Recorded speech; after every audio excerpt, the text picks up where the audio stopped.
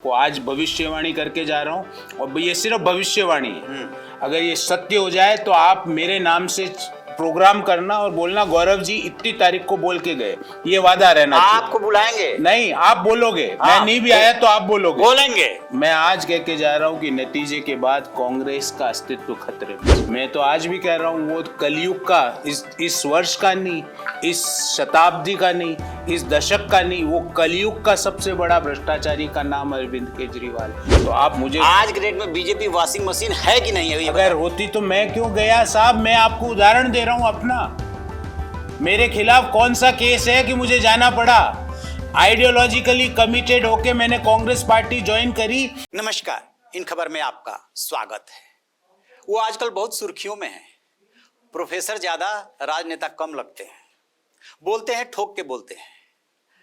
वो फाइनेंस के जानकार हैं, सीए हैं, कंपनी सेक्रेटरी हैं। खास बात ये कि सियासी पिच पे गुगली भी फेंक लेते हैं। याद है ना आपको, ट्रिलियन में जीरो पूछ करके सुर्खियों में आए थे, रातों रात सुर्खियों में आ गए थे। जी हाँ, बिल्कुल आपने ठीक समझा। मैं बात कर रहा हूँ गौरव वल्लभ जी की। वही हमारे साथ है। आपका बहुत बहुत स्वागत है।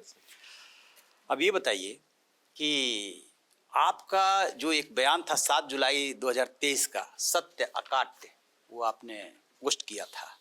द्वेष इस पर हमला कर सकता है, बीजेपी के वॉशिंग मशीन से निकल करके धुल करके लोग साफ हो सकते हैं। फिर एक बयान आया 4 अप्रैल 24 को, जब आप बीजेपी में ज्वाइन किए। तब आया कि सनातन राम से दूरी, वेल्थ क्रिएटर्स को गाली मैं नहीं दे सकता। ये बदलाव कैसे? तो सत्य तो अकाट्य है, आज भी अकाट्य है। सत्य अकाट्य है, इसीलिए तो वो चिट्ठी लिखी है। उस चिट्ठी में क्या लिखा मैंने? बताइए। कि सत्य अकाट्य है। और अकाट्य क्या है कि जब अडानी को सेबी ने क्लीन चिट दे दी तो आप बंद करो। यही तो अकाट्य है। उस अकाट्य सत्य के कारण तो बाहर आया मैं कांग्रेस से, कि जब भगवान राम का मंदिर बन रहा है, सुप्रीम कोर्ट के आदेश के अनुसार बन रहा है, तो उसमें जाने से काहे का परहेज? यही तो सत्य है। बिल्कुल सही आपने कहा, लेकिन उसका आधा पोर्शन आगे बढ़िए। जब बीजेपी के वॉशिंग मशीन की बात करते हैं। बिल्कुल साहब, मैं तो शिक्षक हूँ जी। मेरे खिलाफ तो, और मैं आपको एक बात यहाँ पूरे जिम्मेवारी से कहता हूँ, जीवन में मैंने आज तक पुलिस स्टेशन और कोर्ट का गेट के अंदर नहीं गया हूँ। और ये भगवान की मेरे ऊपर मेहरबानी है।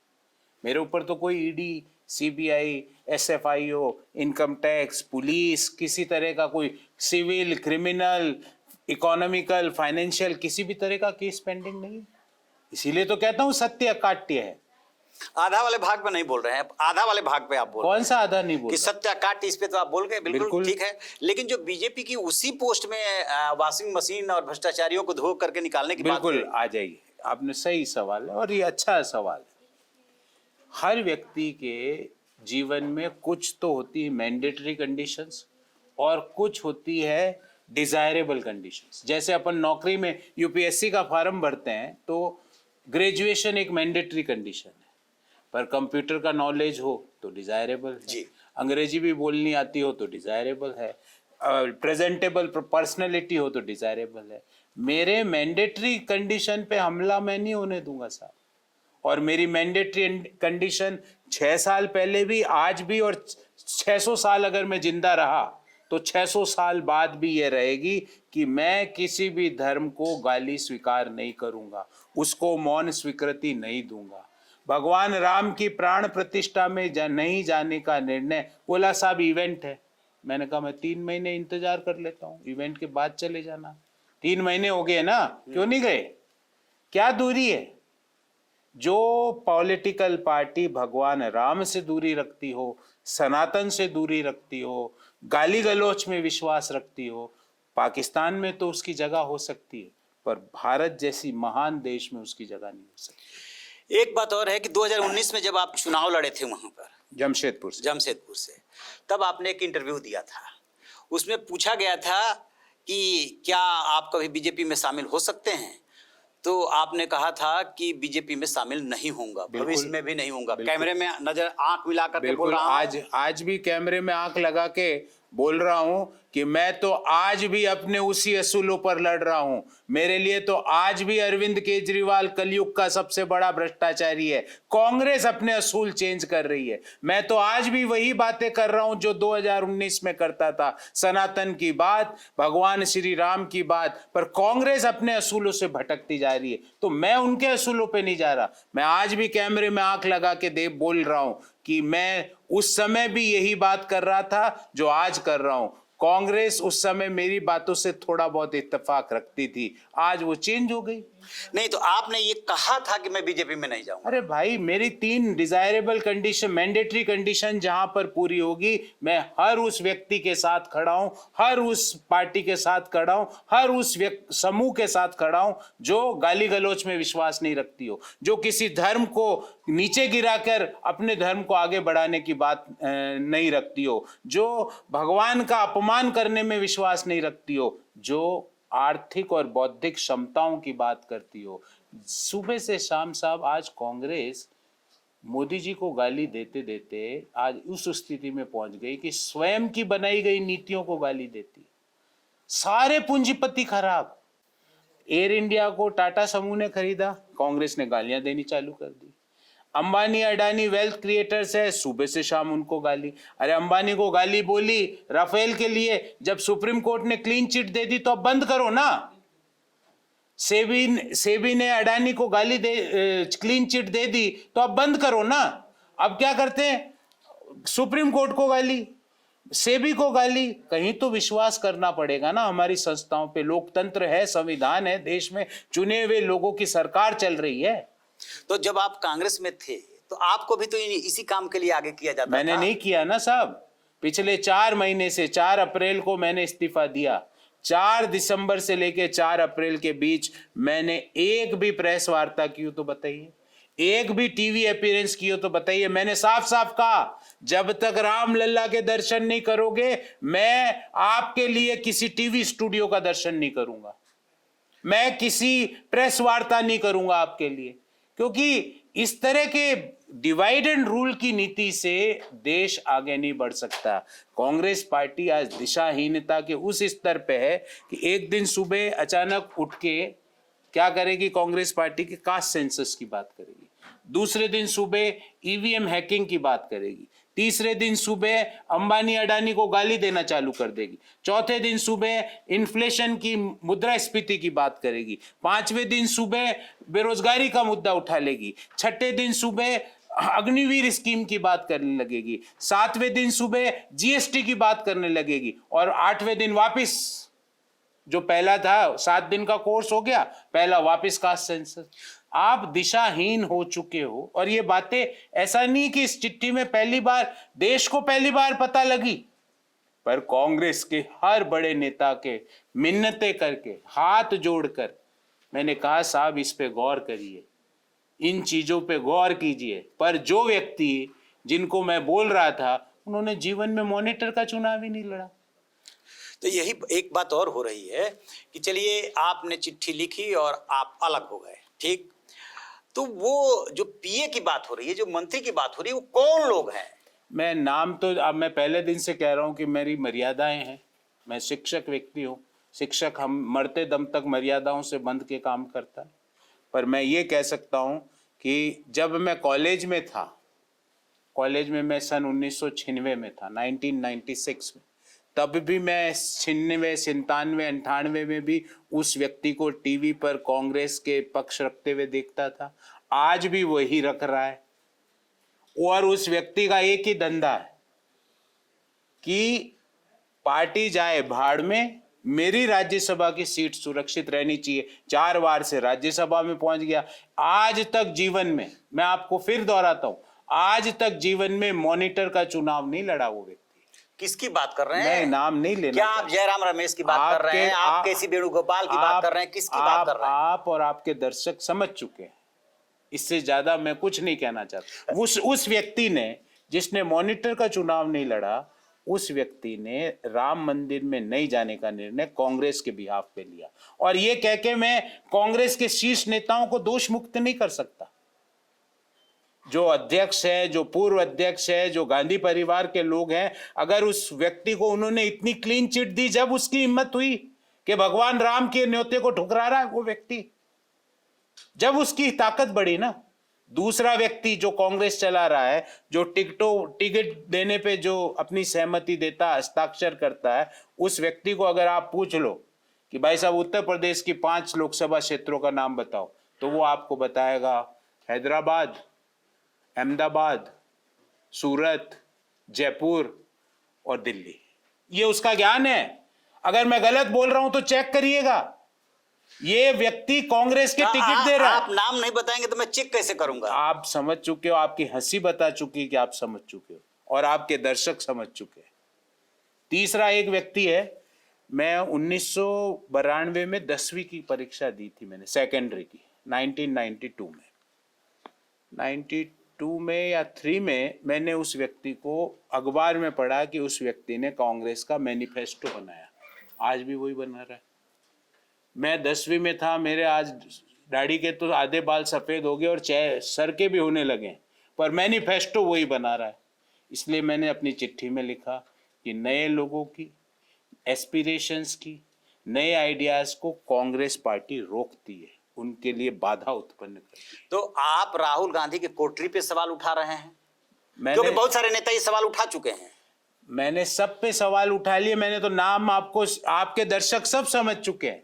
आप भले इस वीडियो को डालने के बाद दर्शकों से पूछना, गौरव जी ने 3 व्यक्तियों के नाम लिए, एक मॉनिटर का चुनाव नहीं लड़ा, उसका क्या नाम, आपके दर्शक धड़ धड़ धड़ लिख देंगे।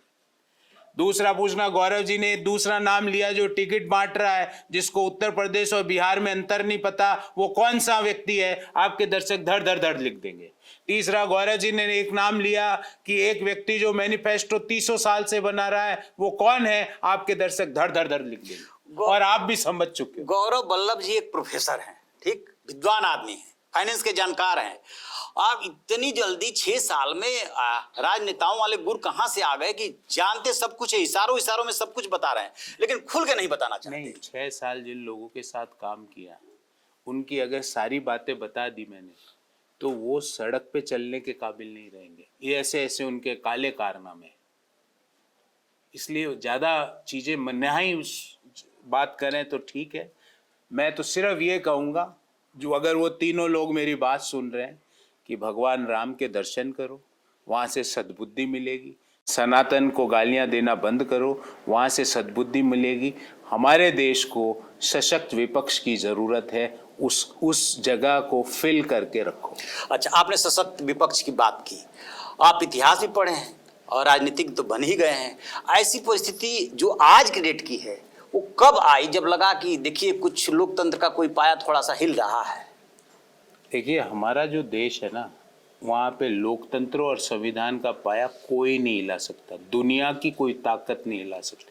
और ये मैं कोई राजनीतिक दल के रूप में नहीं कह रहा, ये हमारे देश के मिजाज के रूप में कह रहा हूँ। लेकिन जो लोग आप जिस पार्टी में थे वो तो यही कह रहे हैं। जो लोग संविधान और लोकतंत्र के खतरे की बात कर रहे हैं, उन लोगों की पार्टी जरूर खतरे में है, ये मैं कह सकता हूँ। कांग्रेस खतरे में? 2024 का रिजल्ट आएगा, उसके बाद मैं आपको आज भविष्यवाणी करके जा रहा हूँ, और ये सिर्फ भविष्यवाणी है। अगर ये सत्य हो जाए तो आप मेरे नाम से प्रोग्राम करना और बोलना, गौरव जी इतनी तारीख को बोल के गए, ये वादा रहना चाहिए। आपको बुलाएंगे? नहीं, आप बोलोगे। मैं नहीं भी आया तो आप बोलोगे। बोलेंगे। मैं आज कह के जा रहा हूँ कि नतीजे के बाद कांग्रेस का अस्तित्व खतरे में है। आज बोल के जा रहा हूँ इस डेट को, ये याद रखिएगा आप। तो इस देश में, हमारे देश में लोकतंत्र और संविधान भूतो ना भविष्य कभी खतरे में नहीं हो सकता। हाँ, कांग्रेस पार्टी का अस्तित्व खतरे में है। अच्छा, एक बात बताइए, जब भी आप कोई पार्टी छोड़ते हैं, किसी पार्टी में जाते हैं, तो उस पार्टी की आपको कुछ ना कुछ खासियत होगी, उसको जो लीड कर रहे हैं उस नेता की खासियत होगी। पीएम मोदी में आपको ऐसा क्या लगता है, बीजेपी ने कैसे आपको अट्रैक्ट किया? और भी तो पॉलिटिकल पार्टियां हैं। विकसित भारत का कोई व्यक्ति संकल्प लेके आगे चल रहा है, 2047 में विकसित भारत बनाने की गारंटी ले रहा है, देश को 3रे नंबर की अर्थव्यवस्था बनाने की गारंटी ले रहा है, इससे बड़ा अट्रैक्शन क्या हो सकता है? मैं प्रधानमंत्री के लिए एक लाइन बोलूँगा, he is the visionary who have big dreams to fulfil. वो एक विजनरी व्यक्ति हैं जो बड़े सपने देखकर उनको पूरा करने का प्रयास करते हैं। 24/7 जो व्यक्ति भारत के लिए और भारत के लोगों के लिए सोचता है वो नरेंद्र मोदी। जिस पार्टी में आप आए हैं उस पार्टी के ऊपर आरोप है कि जितने विपक्ष के बड़े नेता हैं सबको जेल में डाल दो, कुछ ना कुछ बहाना बना लो, कोई ना कोई केस कर दो। और हाल में जो सबसे ज्यादा चर्चे में केस है वो है अरविंद केजरीवाल और आम आदमी वही पार्टी। तो मैं कह रहा हूँ, मैं तो वहीं खड़ा था, कांग्रेस बदल गई। 7 दिन पहले कांग्रेस कहती थी अरविंद केजरीवाल सबसे बड़ा भ्रष्टाचारी है। आपने उनके बयान सुने कि नहीं?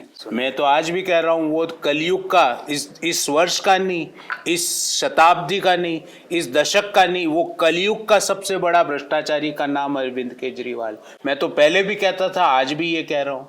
मैं अपने बातों से चेंज नहीं हुआ हूँ, कांग्रेस पार्टी अपनी बातों से चेंज हो गई। तो अभी तो ट्रायल चल रहा है या अभी मुकदमा शुरू होगा? अभी तो ट्रायल भी नहीं शुरू हुआ।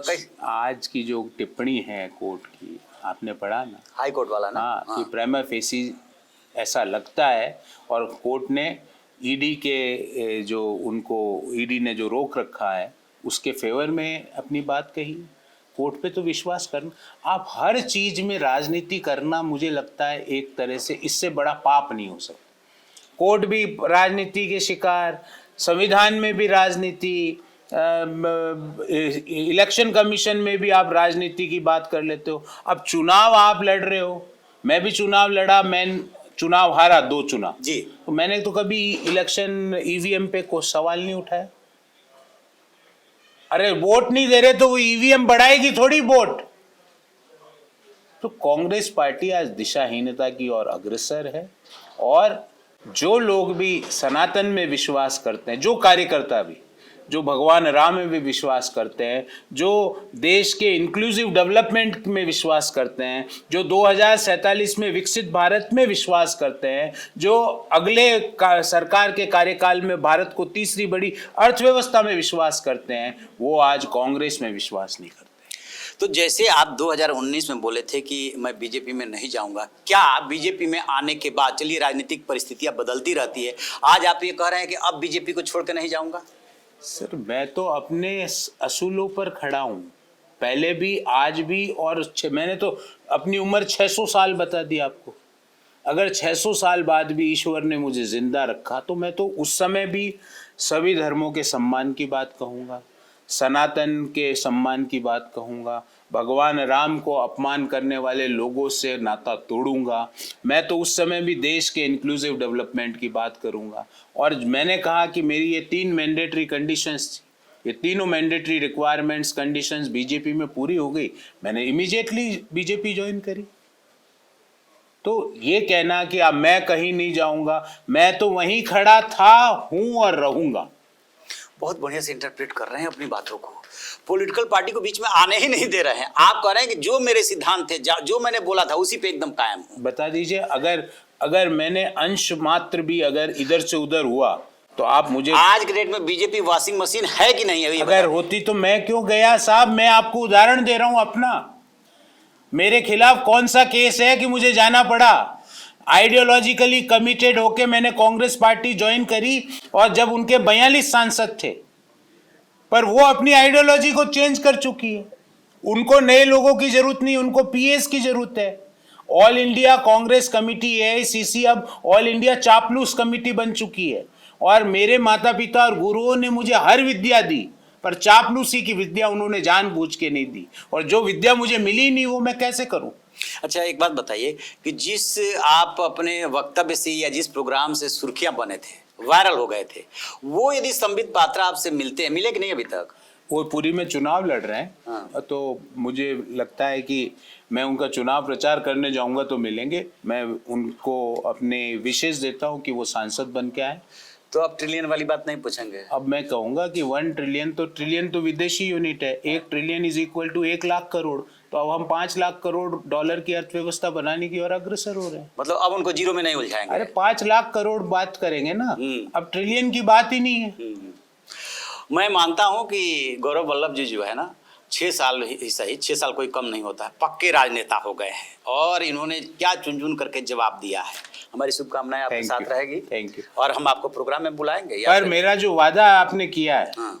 नतीजों के बाद अगर वो हो तो प्रोग्राम में आप मेरा नाम लोगे और इस डेट का भी जिक्र करोगे। बिल्कुल करेंगे। इस डेट को गौरव वल्लभ जी आए थे, उन्होंने अपने प्रोग्राम में ये कहा।